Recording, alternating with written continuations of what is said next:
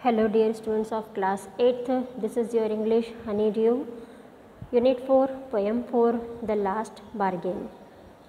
देखिए बार्गेन का मतलब होता है कुछ मोल भाव ताव करना और दो जनों के बीच में कुछ डील होना, जहाँ पर कुछ एग्रीमेंट होना।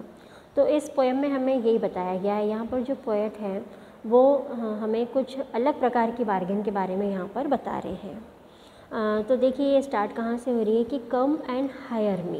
ये जो आदमी है ये कह रहा है कि कम एंड हायर मी, आइए और मुझे हायर कर लीजिए। हायर करना मतलब कि किराए पर लेना। तो ये ऐसे चिल्ला चिल्ला कर कह रहा है, I cried while in the morning I was walking to the stone paved road. तो मैं पथरीले रास्तों पर चल रहा हूँ और चलते चलते मैं चिल्ला चिल्ला कर कह रहा हूँ कि मुझे कोई हायर कर ले, मुझे कोई किराए से ले ले। Sword in hand the king came in the chariot. अब जो किंग है वो अपने मतलब उसकी सवारी जो है आती है, वो अपने रथ में सवार होकर के आ रहा है और उसके हाथों में स्वॉर्ड है, मतलब कि तलवार है उसके हाथ में। He held my hand and said, उसने मेरा हाथ जो है पकड़ा और कहा, आई will hire you with my power, मैं अपने पावर से तुम्हें हायर करता हूँ, मैं अपनी ताकत से तुम्हें हायर करता हूँ। But is power counted for not and he went away in his chariot.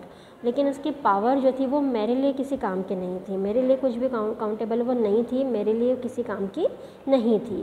तो फिर मैंने मतलब मना कर दिया उसको और फिर वो वहाँ से चला गया। In the heat of the mid day the houses stood with shut doors. अब भरी दोपहर में सारे घर जो हैं वो उनके दरवाजे बंद हैं और सभी दूर जो है घरों के दरवाजे बंद है क्योंकि बिल्कुल कड़कड़ाती धूप है। I wandered along the crooked lane, और इन सुनसान गलियों में मैं जो है वो घूम रहा हूँ और मैं बोल रहा हूँ कि कोई मुझे हायर कर ले।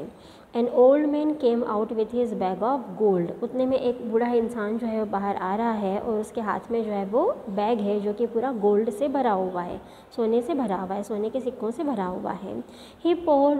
ही pondered and said, I will hire you with my money. उसने अपने पैसे जो हैं वो मतलब मुझे दे दिए, बिखरा दिए और कह रहा है कि मैं तुम्हें अपने पैसों से हायर करता हूँ। He waited his coins one by one. फिर उसने एक एक करके वो अपने कॉइन जो हैं वो मुझे गिनाते जा रहा है, बताते जा रहा है और वो मुझे मतलब जो है हायर करना चाहता है। बट आई टर्न अवे, लेकिन मैं वहाँ से दूसरी तरफ चला गया। मतलब ये उस ओल्ड मैन के गोल्ड से भी ये हायर नहीं हुआ। आगे बढ़ रहे हैं अपन। इट वॉज इवनिंग, अब जो है वो शाम होने को आई है। The garden has was all a flower, पूरा बगीचा जो है, पूरा गार्डन जो है वो फूलों से भरा हुआ है। The fair made came out and said, एक सुंदर सी लड़की जो है वो बाहर आई और बोली कि आई will hire you with a smile, मैं अपनी स्माइल से तुम्हें हायर करती हूँ। Her smile पेल्ड and melted into tears, लेकिन उसकी जो स्माइल थी वो बहुत ही जल्दी जो है वो आंसुओं में बदल गई, पिघल गई, आंसू में बदल गई। And she went back along into the dark, और वो अंधेरों में चली गई, वो लड़की जो थी वो अंधेरों में चली गई। तो अपनी मतलब उसकी स्माइल से भी वो इसे हायर नहीं कर पाई। The sun glistened on the sand, अब शाम जो है होने आ रही है, सनसेट होने आ रहा है। And the sea waves broken waywardly, और जो समुद्र की जो लहरें हैं वो बिल्कुल तेज़ी से जो है वो आ रही है, जा रही है। A child set playing while shells, एक बच्चा है जो कि समुद्र के किनारे पर बैठा हुआ रेत में शेल्स के साथ में खेल रहा है। जो सीप होती है, जो समुद्र के पानी में हमें जो दिखाई देते हैं, शंख सीप वगैरह जो होते हैं उन्हें शेल्स कहते हैं। तो शेल्स के साथ में वो बच्चा यहाँ पर खेल रहा है। ही रेज्ड हिज हैड, मुझे देख कर के उसने अपना सिर ऊपर उठाया। सीम्ड, उसने मुझे देखा और कहा कि I hire you with nothing, मैं तुम्हें हायर करता हूँ लेकिन नथिंग, विथ नथिंग मतलब उसके बदले में मैं तुम्हें कुछ भी नहीं दूँगा। From hands forward that bargain stuck in child's play made me a free man, और आखिर फिर इस इंसान को इस बच्चे का ऑफ़र जो है वो ज़्यादा पसंद आया और उसने इसी बच्चे के साथ में बार्गेन किया, मतलब इसी बच्चे के साथ में उसने काम करना शुरू किया। तो उस बच्चे के साथ में शर्त ये थी कि उस बच्चे ने उसे अपने खेल में इन्वॉल्व कर लिया था उस आदमी को उस बच्चे के साथ में खेलना था, बच्चे ने उसे हायर कर लिया था, लेकिन उसके बदले में वो उसे कुछ भी नहीं दे रहा था। तो इस वजह से क्या हुआ कि इस वजह से इस इंसान को, मतलब ये जो मैन था जो हायर होना चाहता था, ये हायर तो हुआ लेकिन खुद की फ्रीडम भी उसने बचा करके रखी। इसमें उसकी खुद की फ्रीडम जो थी, उसकी खुद की आज़ादी जो थी वो भी बरकरार रही।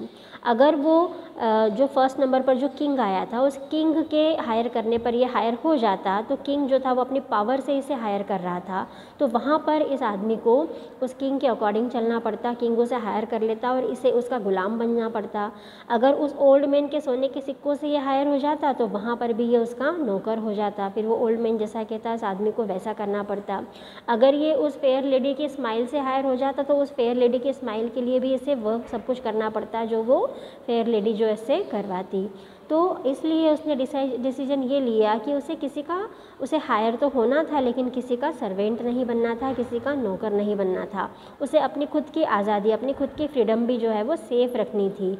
तो बस उसे फिर ये लास्ट बार्गेन पसंद आया और ये लास्ट वाला बार्गेन जो था उसने किया था एक छोटे से बच्चे के साथ में, जहाँ पर इस बार्गेन के बदले में उसे सिर्फ खुशियाँ और जो है वो मतलब हैप्पी मोमेंट जो थे वो उसे मिल रहे थे। उस बच्चे के साथ में खेल करके उसे वहाँ पर सिर्फ खुशियाँ मिल रही थी और सेल्फ रिस्पेक्ट और सेल्फ फ्रीडम भी उसे मिल रही थी। तो इस तरह से इस पोएम में ये बताया गया है। Thank you so much.